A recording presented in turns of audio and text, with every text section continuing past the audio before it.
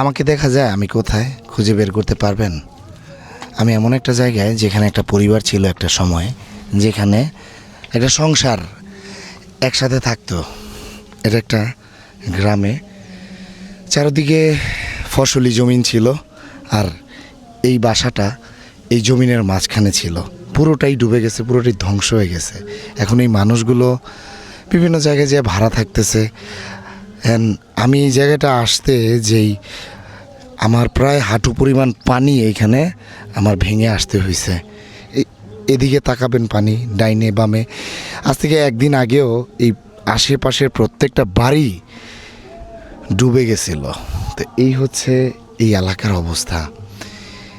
এই একটা বন্যায় একটা এলাকার মানুষের জীবনকে কতটা বিপদগ্রস্ত করছে, এখানে না আসলে কখনো বোঝা যাবে না। তো আসি তাদের পাশে, ইনশাল্লাহ তাদের জন্য কিছু একটা করার জন্য।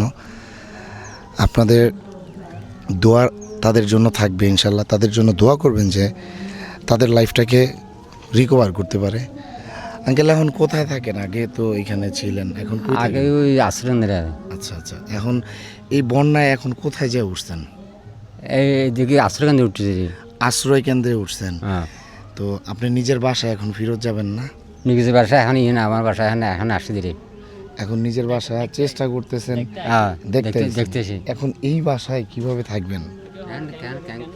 কিভাবে এটার ভিতরে দেখেন তো একটা মানুষ কিভাবে থাকতে পারবে?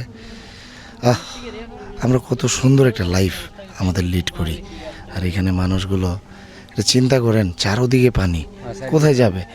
এটা কি আপনার নিজের সম্পত্তি? হ্যাঁ, নিজের। আচ্ছা আচ্ছা, আপনার আর কোনো সম্পত্তি আছে? নাই। একজন মানুষের যদি এতটুকু সম্পত্তি থাকে, তাহলে আর কোথায় যাবে সে? আর কিছু বলার নেই, আপনারাই বলবেন।